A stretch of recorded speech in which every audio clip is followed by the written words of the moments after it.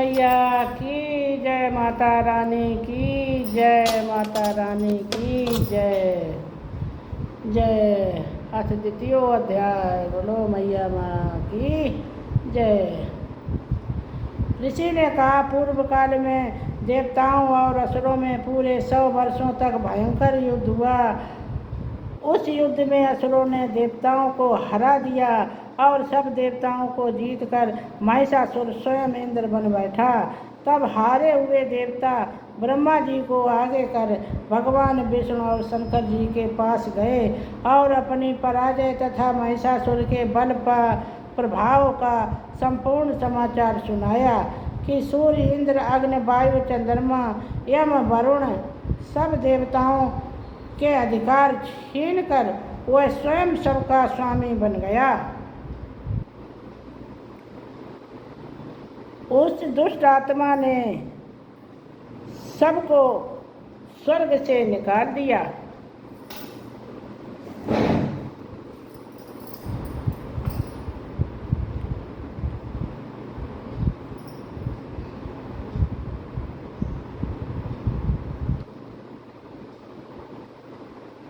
तब हारे हुए देवता ब्रह्मा जी को आगे कर भगवान विष्णु और शंकर जी के पास गए और अपनी पराजय तथा महिषासुर के बल पर प्रताप का संपूर्ण समाचार सुनाया कि सूर्य, इंद्र, अग्नि, वायु, चंद्रमा, यम, वरुण सब देवताओं के अधिकार छीन कर वह स्वयं सबका स्वामी बन गया।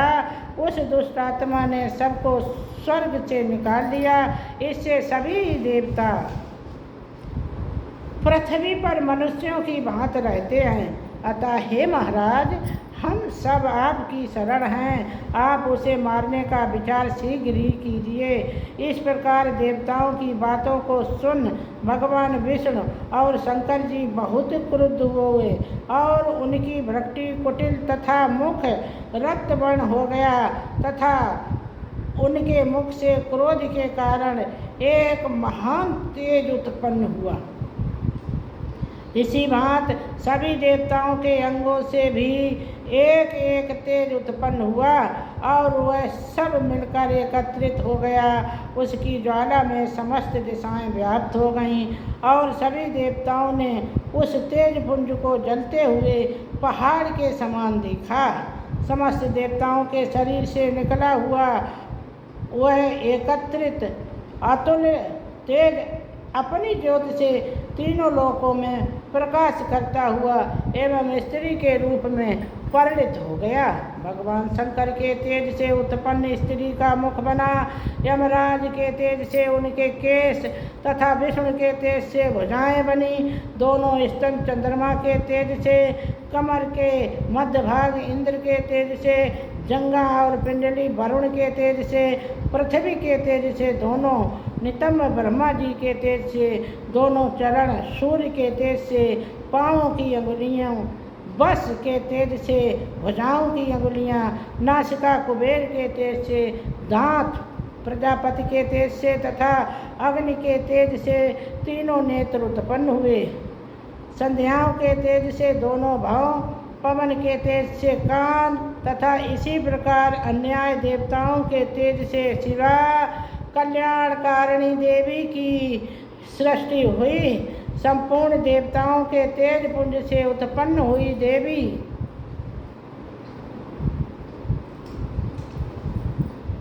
देख महिषासुर द्वारा सताए हुए सभी देवता अत्यंत प्रसन्न हुए। तत्पश्चात शंकर जी ने अपने त्रिशूल में से एक त्रिशूल और भगवान विष्णु जी ने एक चक्र दिया। वरुण ने शंख, अग्नि ने शक्ति, वायु ने धनुष और बाणों से भरे हुए तरकस प्रदान किए। इंद्र ने अपने वज्र में से निकाल कर वज्र और आयुध दिया तथा ऐरावत हाथी से उतार कर एक घंटा प्रदान किया। यमराज ने कालदंड, वरुण ने पास, स्फटिक की माला प्रजापति से और ब्रह्मा जी ने एक कमंडल प्रदान किया। देवी के समस्त रोमकूपों में सूर्यदेव ने अपनी किरणें भर दी। काल में चमकता हुआ खंडग और ढाल भेंट किया क्षीर सागर ने उज्ज्वल हाथ तथा दो दिव्य वस्त्र, चूड़ामणि कुंडल और कड़े दिए, शुभ्र अर्ध चंद्र सब बाहुओं के लिए, कायूर पैरों के सुंदर नूपुर, गले की सुंदर हसली तथा समस्त अंगुलियों में रत्न जड़ित अंगूठियां प्रदान की। अत्यंत निर्मल फरसा विश्वकर्मा ने भेंट किया और विविध भांति के अस्त्र तथा भेद कवच दिए। समुद्र ने हृदय तथा गले में पहनने के लिए कभी न मैली होने वाली कमल की माला दी और सुंदर कमल के पुष्प प्रदान किए। हिमालय ने सवारी के लिए सिंह तथा अनेक प्रकार के रत्न प्रदान किए। मदिरा से भरा हुआ पात्र कुबेर ने दिया। भूमंडल धारण करने वाले नागराज शेष ने महामणियों से सुशोभित एक हार दिया। इसी प्रकार अन्य सभी देवताओं ने भी विविध भांति के आभूषण तथा आयुध प्रदान किए। तब भगवती देवताओं से भली भांत सम्मानित होकर बार बार ऊंचे स्वर में अट्टहास करती हुई गर्जन करने लगी, जिससे सारा आकाश गूंज उठा। भगवती की गर्जना कहीं समा न सकी और उसकी ध्वनि से संपूर्ण विश्व तथा सागर कांप उठे। संपूर्ण पृथ्वी तथा पर्वत कंपित हो गए। उस समय सारे देवगण उस सिंह वाहिनी देवी की जय जयकार करने लगे। मुनिगणों ने भी भगवती की बड़ी विनम्रता से नतमस्तक होकर स्तुति की। इस प्रकार सारे विश्व को भयभीत देखकर असुरगण अपनी समस्त सेना सुसज्जित कर खड़े हो गए और महिषासुर क्रोध में आकर बोला, यह क्या हो रहा है?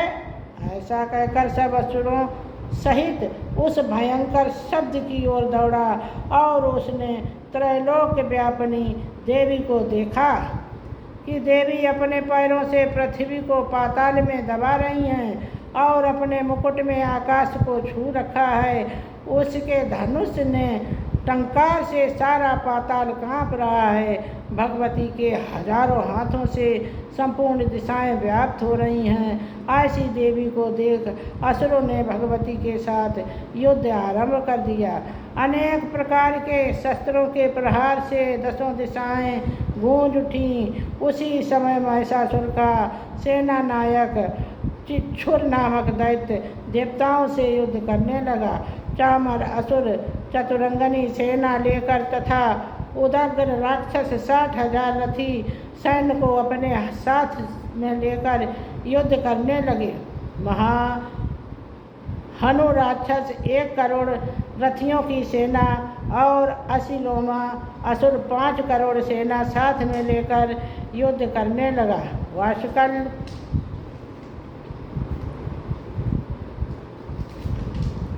नामक असुर 60 लाख रथ तथा हजारों हाथी घोड़ों की सेना लेकर युद्ध करने लगा। वृत्त नामक असुर 1 करोड़ रथ की सेना साथ लेकर, उड़ाल असुर 1 करोड़ 50 लाख सेना लेकर और भी असुर आयुध सेना रथ हाथी घोड़ा साथ में लेकर देवी से युद्ध करने लगे। महिषासुर भी श्री भगवती के साथ युद्ध करने के लिए करोड़ करोड़ हजार रथ व हाथी तथा घोड़ों की सेना साथ में लेकर युद्ध भूमि में आ डटा। वे राक्षसगण तोमर, विंध्यपाल, शक्ति, मुसल, खड्ग, फरसा, पटिश आदि हथियारों से भगवती के साथ युद्ध करने लगे। अनेक दैत्य भगवती के ऊपर शक्ति फेंकते तथा कई पास फेंकते थे। अनेकों राक्षसों ने तो भगवती को तलवार से मारने हेतु प्रहार किया। तो उसी समय देवी ने राक्षसों के अस्त्र शस्त्रों को साधारण तथा खेल खेल में काट डाला। तदंतर देवता और ऋषियों ने देवी की प्रार्थना की। तब देवी ने प्रसन्न हो राक्षसों पर अस्त्र शस्त्रों की वर्षा की और देवी का वाहन सिंह भी क्रोधित हो जंगल में दावानल के सदृश राक्षसों की सेना का विनाश करने लगा।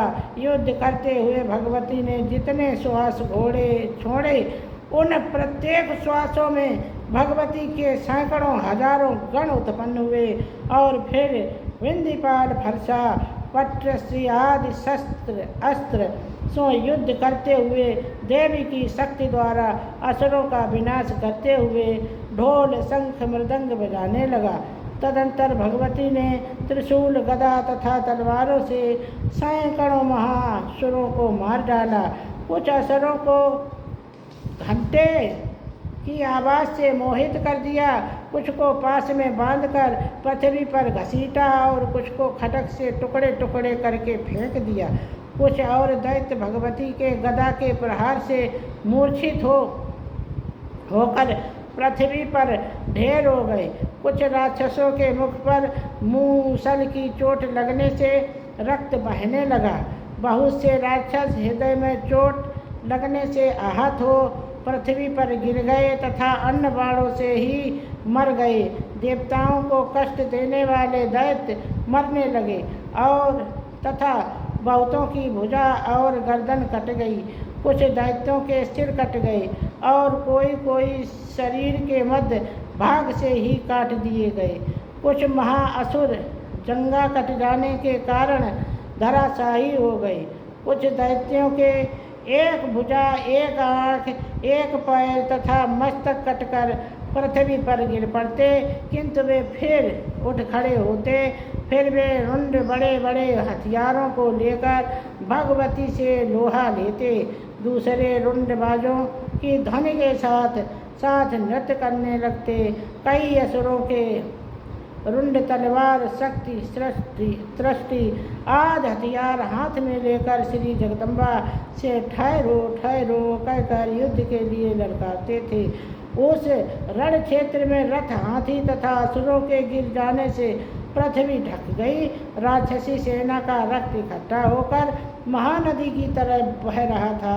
माँ भगवती ने उन असुरों की सेना का इस प्रकार संहार कर दिया मानो तृण लकड़ी के ढेर को अग्नि में जला डाला हो। देवी का सिंह भयंकर शब्द करता हुआ अपने गर्दन के बालों को हिलाता था, यानी वह शत्रुओं के प्राण चुन लेना चाहता था।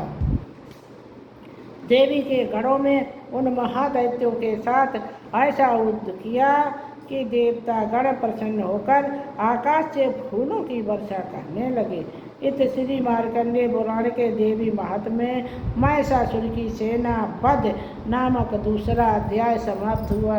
बोलो जगदम्बे मैया की जय। हमारी कथा वीडियो आपको अच्छा लगे तो लाइक और शेयर ज़रूर करना और सब्सक्राइब भी करना, जिससे हम आपकी ऐसी कथाएं डालते रहे बना के वीडियो।